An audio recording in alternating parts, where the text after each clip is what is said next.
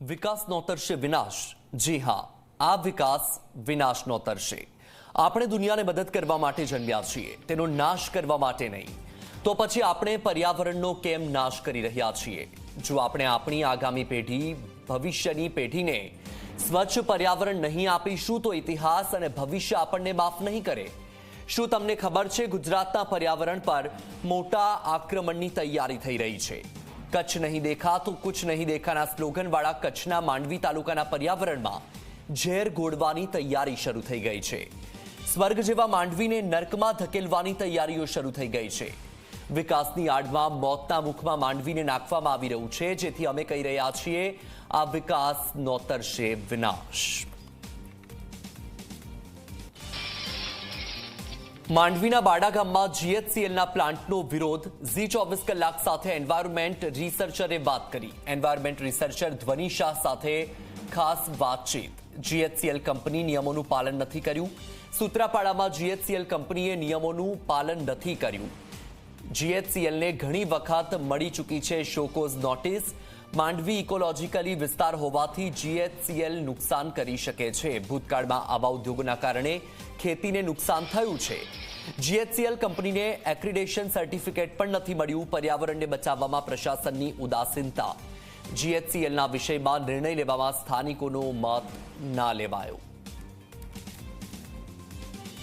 માંડવીમાં જે રીતે કંપનીનો વિરોધ થઈ રહ્યો છે એની સામે આપણી સાથે વાત કરવા માટે ધ્વની શાહ છે. ધ્વની શાહ કે જેઓ એન્વાયરમેન્ટ રિસર્ચ ઉપર તેમનો ઘણો અનુભવ છે, એમની સાથે વાતચીત કરીશું, એમને પૂછીશું.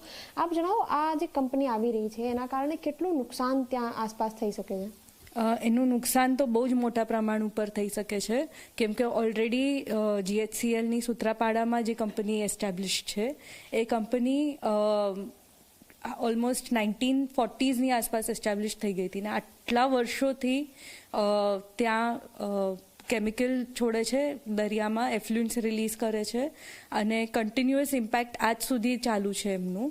સુંદર એન્વાયરમેન્ટ છે, બહુ જ સારી ખેતી અને હોર્ટિકલ્ચરનું ત્યાં કામ થાય છે. નર્મદાની કનાલ આવી ગઈ છે બાડા જેવા ગામમાં, બાડા, જનકપુરના આજુબાજુના ગામોમાં. એવા ગામમાં આપણને સસ્ટેનેબલ ઇન્ડસ્ટ્રીયલાઇઝેશનને પ્રમોટ કરવું જરૂરી છે, ના કે એક એવી કંપનીને જે એ વિસ્તાર અને આજુબાજુનું કેટલાય કિલોમીટરને બરબાદ કરી નાખશે. અને એ જે માંડવી આજુબાજુના કોસ્ટલ એરિયાઝમાં બધું ઇન્ડસ્ટ્રીયલાઇઝેશન થયા પછી માંડવી જેવું વિસ્તાર જે આજ સુધી ઇન્ડસ્ટ્રીયલાઇઝ નથી, અબડાસા અને માંડવી, એની અંદર એક ઇકોલોજીકલ રિસોર્ટ થઈ ગયું છે એનિમલ્સ માટે, કે ત્યાંના જનાવરો માટે. તો એમના માટે એ ઇકોલોજીકલ એરિયા પ્રોટેક્ટ કરવું જરૂરી છે. અધરવાઇઝ આપણી આખી ઇકોસિસ્ટમ કોલેપ્સ થઈ શકે છે, કેમ કે માઇગ્રેટરી બર્ડ્સ એટલા મોટા પ્રમાણમાં ત્યાં આવે છે.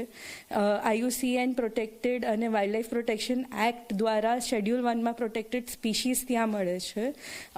અને આપણું ગવર્મેન્ટનું સ્મોલ કેટ્સ કોન્ઝર્વેશન પ્રોગ્રામ ચાલી રહ્યું છે, જેમાં કેરેકલ કેટને કન્ઝર્વ કરવું બહુ ઇમ્પોર્ટન્ટ માનવામાં આવ્યું છે.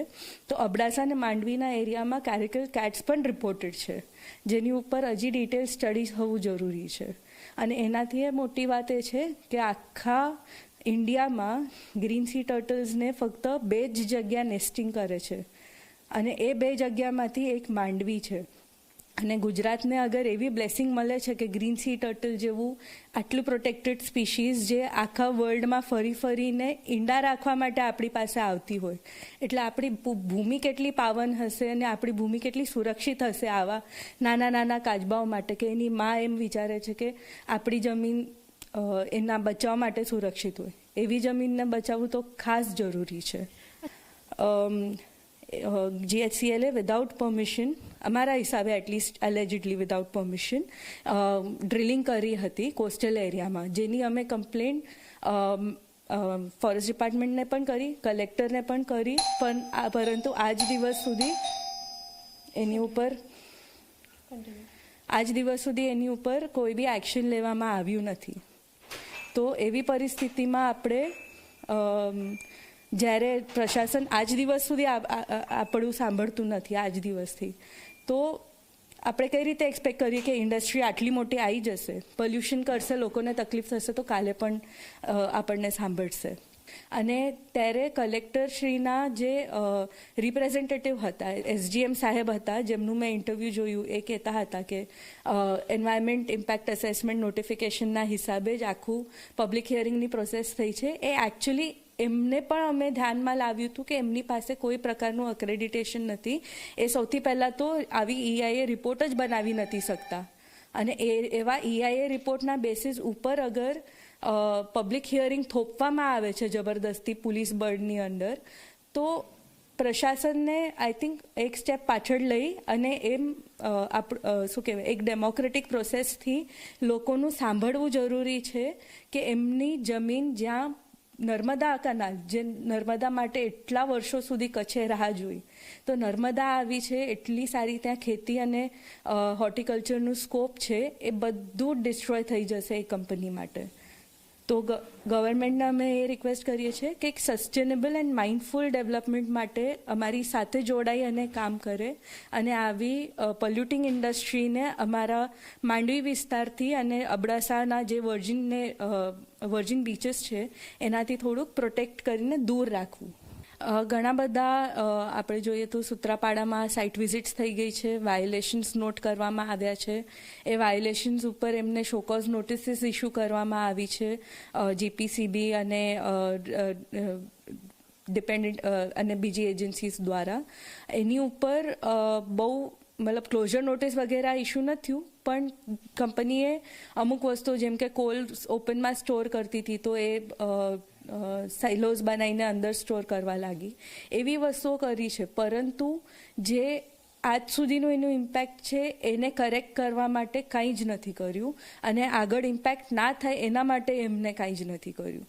આજ બી ઓપન ચેનલ થ્રુ એફ્લુએન્ટ્સ એમનું જાય છે દરિયા સુધી, અને દરિયામાં હાર્ડલી 200 મીટર્સના ડિસ્ટન્સ ઉપર રિલીઝ થાય છે. 200 બી નહીં હોય, એનાથી એ કદાચ ઓછું જશે, અને ત્યાં કન્ટિન્યુઅસલી ડેમેજ જે છે આજ બી થાય જ છે. સો બિલકુલ, GSCL કંપની કે જે પહેલાથી કચ્છમાં છે અને પર્યાવરણના તમામ નિયમોને ઘોડીને પી ગયેલી આ કંપની, અને હવે ફરીથી જે માંડવી વિસ્તાર છે કે જ્યાં ઇકોલોજીકલ અને બાયોડાયવર્સિટીની જે વૈવિધ્યતા છે એને હવે જોખમ છે, અને એટલા જ માટે ત્યાંના લોકો લડત પણ ચલાવી રહ્યા છે. કેમેરામેન તુષાર શાહ સાથે સપના શર્મા, Zee24 કલાક, અમદાવાદ. તો આ સાથે જ બુલેટિનમાં હાલ બસ આટલું જ. વધુ સમાચાર અને તમામ અપડેટ્સ મેળવવા માટે આપ જોતા રહો આપની મનપસંદ ન્યૂઝ ચેનલ